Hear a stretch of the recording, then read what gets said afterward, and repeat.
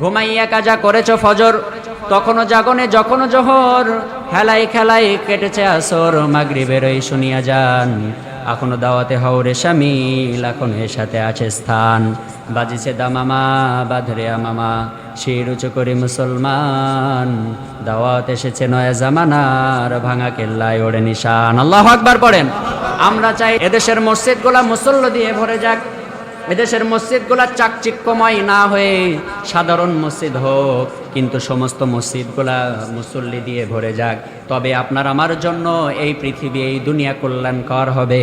আর মসজিদের ভিতরে যতই টাইলস লাগান না কেন, যতই চাকচিক্যময় করেন না কেন, যদি ওই মসজিদে মুসল্লি না থাকে, এটা আপনার আমার জন্য বরকত নয়, বরং এটা আপনার আমার জন্য ধ্বংস টেনে আনবে। কথা ঠিক না?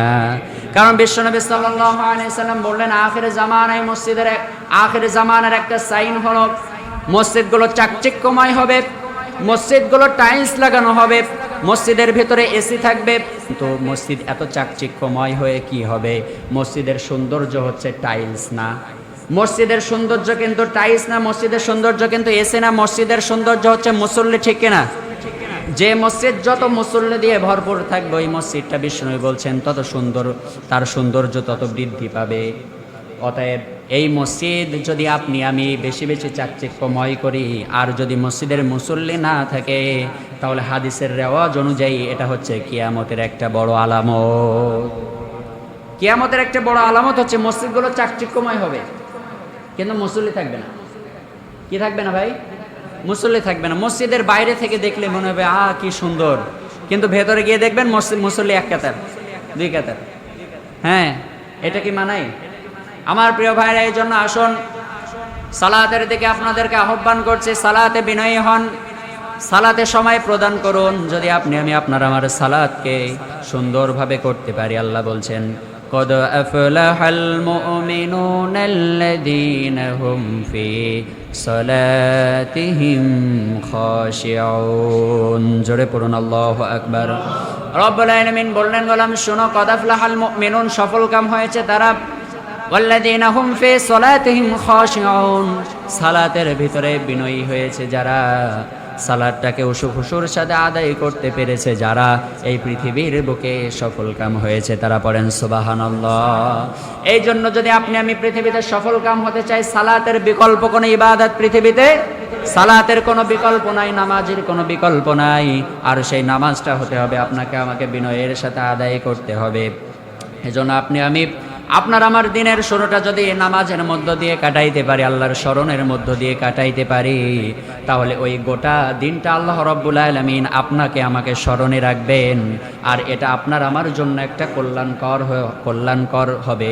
আর যদি আপনি আমি আল্লাহকে ভুলে যাই, নাসুল্লাহ ফানাসিয়াহু, আল্লাহ বলছে যারা আমি রবকে ভুলে গিয়েছে, আমি রবকে যারা স্মরণ করে নাই, আমি রবকে স্মরণ থেকে যারা বিরত থেকেছে, নাসুল্লাহ ফানাসিয়াহুম, বিনিময়ে আমি রব তাদের ভুলে গিয়েছি।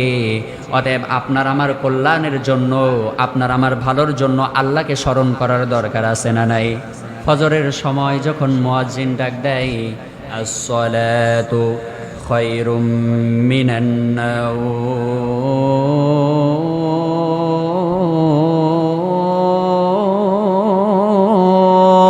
আল্লাহু আকবার বলেন। মুয়াজ্জিন যখন ডাক দেয়, আসসালাতু খায়রুম মিনান নাওম, ঘুম থেকে তোমরা উঠে যাও, নিশ্চয় ঘুম থেকে সালাত উত্তম।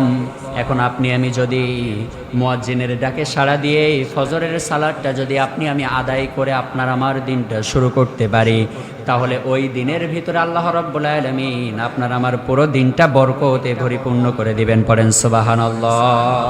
কারণ আপনি আমি আপনার আমার দিনের শুরুটা আল্লাহর স্মরণ দিয়ে, আপনি আমি আপনার আমার দিনের শুরুটা আল্লাহ তাআলার বিধান দিয়ে, আল্লাহ তাআলার হুকুম পালনের মধ্য দিয়ে আপনি আমি আপনার আমার দিনটা শুরু করতেছি। আল্লাহ যে বললেন, বান্দা যখন আমি রবকে স্মরণ করে, ঠিক ওই মুহূর্তে আমি রবের দায়িত্ব হয়ে যায় ওই বান্দাকে স্মরণ করা। এখন আপনি আমি যদি আপনার আমার দিনের শুরুটা আল্লাহর ইবাদত দিয়ে, আল্লাহর দাসত্ব দিয়ে, আল্লাহর গোলামি দিয়ে যদি আপনি আমি শুরু করতে পারি, তাহলে ওই দিনটা আল্লাহ রাব্বুল আলামিন পুরো দিনটা আপনাকে আমাকে স্মরণে রাখবেন।